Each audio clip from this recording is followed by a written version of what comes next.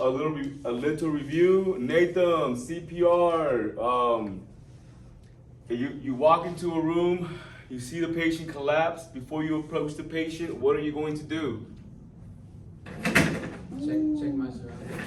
Check your surroundings. Why, right? Juan, why is it important to check your surroundings? So you won't get hurt. So you don't become a patient yourself, right? You're wasting time, you're wasting resources, and you obviously didn't pay attention to class for seeing safety, right? Cool. All right, so we got to the patient, Euphemia. I'm going to try to get a response from this patient about how much time should I give them to respond and why. 75 seconds to see if they're not. Good, 5 to 10 seconds to see if maybe they're just asleep, right? Or on drugs, or coming down, right? Or having an episode. Give them time to respond. They don't respond. Teresa, what are the 2 things that I am calling for if the patient does not respond? I'm gonna look up and look at somebody, and I'm gonna ask for 2 things. 911 and AED. Awesome, good. All right. Aleda? I checked the pulse, and I don't have a pulse. So what am I going to do for the patient? What are we doing now? I don't have a pulse. CPR, good. I'm doing CPR. Judith, what is my ratio? So from compressions to ventilations, how many compressions and how many ventilations per each cycle? 30 and 2. Good job. That was a little CPR review. Good. All right, so like I said, if you're an EMR, if you're working as an EMR, you won't be in an ambulance, you'll be like in specialty vehicles, like all the events, the fairgrounds should be hiring EMRs every year. Can you get that, Nathan? Please. Okay, so these are the types of vehicles you're gonna be using. You'll either be stationed like in a little bunker, a little building, a little first aid station, or you have a specialty vehicle. And it just depends on where you work at. If you're in the mountains, if you're by the beach, you know. This is for like hazmat stuff. You guys really won't get into hazmat too much. All right, so roles and responsibilities. So primary concern is personal safety. Why does our safety matter more than anybody else's safety if we're working? Why do you think, just in general? You're working as a paramedic. Why is your safety so important? The knowledge you have. What's that? The knowledge you have. You're there to help, right? If you go down, you're the one who's supposed to help. Now we're screwed. Now we have to wait for somebody else to come and help, right? And you're also a resource that just went down by yourself. Exactly. So if you guys do take your license exam and you have like a scene safety questions, all these questions are gonna be like scenario based. Like for example, let's say Joseph. Me and Joseph are doing CPR on this patient right now, right? The patient's already dead. Joseph collapses in front of me. It is your priority to help your partner first. So the patient is no longer the priority. Your partner becomes a priority. So they emphasize safety.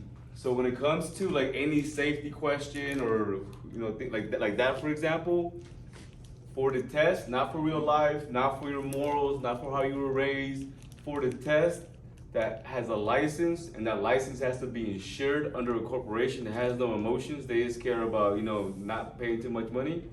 So this is how it's built. The test, you're number 1.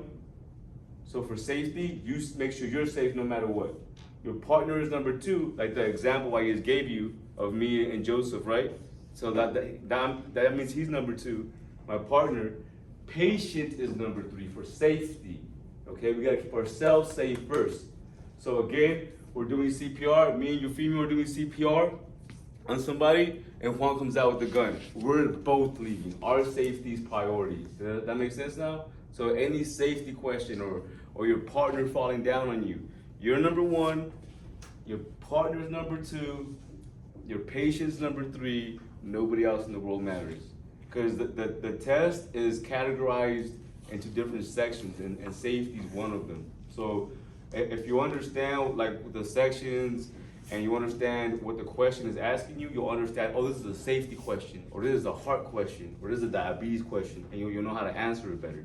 So that's why I'm kind of breaking it down for you guys, if you guys go that far with it, right?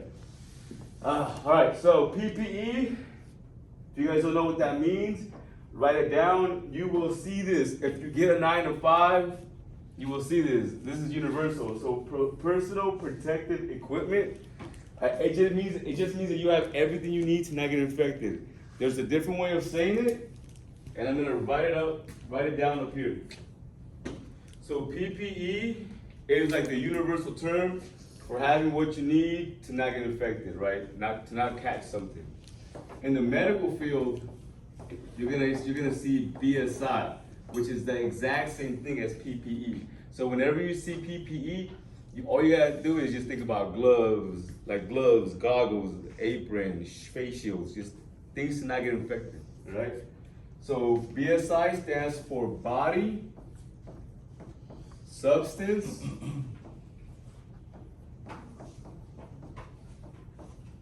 isolation. Which just means that you're isolating your body from any substance. You know, that's all it means. I'm just isolating my body from substance, from infection. All right, and then PPE is written up there.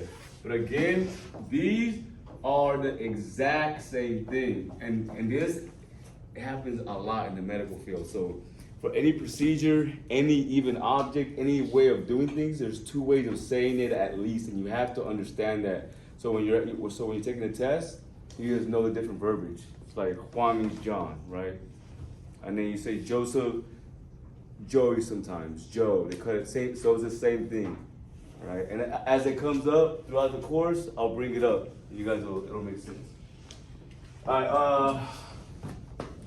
Disposable gloves, barrier devices, protective eyewear, all that stuff I just talked about. All right. Patient-related duties. So size up the scene. That's just you taking your scene assessment, looking around, making sure there's no dogs. Smell, use all your senses, all right, so you don't collapse. Determine chief complaint. What do you guys think chief complaint is? What do you guys think? Direct orders you get from your higher up. No, that's a good guess though. Chief complaint, that's actually medical direction. That's medical direction.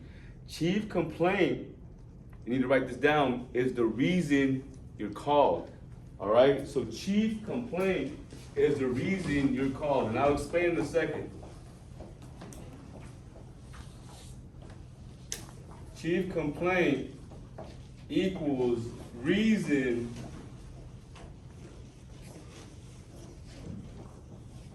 you're called. Okay? You get it, chief complaint, you get it from dispatch and you get it from the patient. And I'll show you right now how. All right? So chief complaint, so again, equals reason you're called. And chief complaint comes from dispatch and patients. So the person that you're actually attending to, okay? So for example, let's say that Brandon has chest pain, right? Teresa's his cousin, she calls us. We get there, me and Johnny are the paramedic and EMT at the scene, all right? So the chief complaint for this call is Braden's chest pain. It's the reason I'm being called. So dispatch will be like, all right, unit 29, go to Lake Kauai for a man with chest pain. So I just got the information from dispatch. So chief complaint is the reason I'm going, so now I know why I'm going. So when I get to the patient, we're at the patient now, Braden. Hey Braden, hey sir, my name is John, I'm an EMR. Why am I here? What happened? I got chest pain. All right, I'm just verifying my chief complaint. So that's the chief complaint, okay? Super important. And I'll give you guys some time. Take your note. Let's see what else we got. All right, so lift, move, reposition patients. do you guys know how to lift properly? We have to practice that eventually. We'll probably practice that after this lecture. So when everyone knows this lecture, we'll get into that. But has anybody ever done a squat? Squat. So if you've done a squat properly at a gym, someone's taught you how to do a squat, you know how to properly lift the patient. The one thing I will tell you from experience is do not ever twist your body while you're moving or lifting a patient. You will pull a muscle. And if you pull a back muscle, it takes like 3 months at least to recover, and it's painful, okay? So never ever like twist your body. So somebody calls you, like, hey, what's up? No, you just say, hey, what's going on? Okay? Never twist your body when you have weight. I did that, and it's horrible.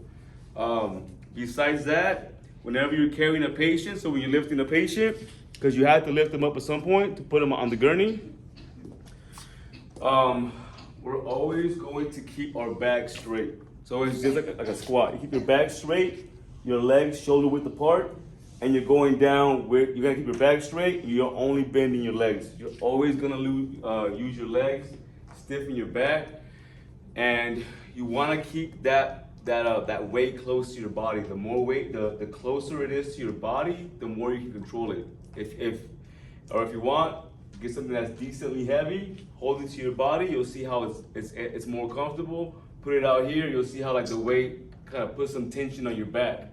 All right, so keep it close to your body, keep your back flat and straight, stiff, and only bend at the legs, okay?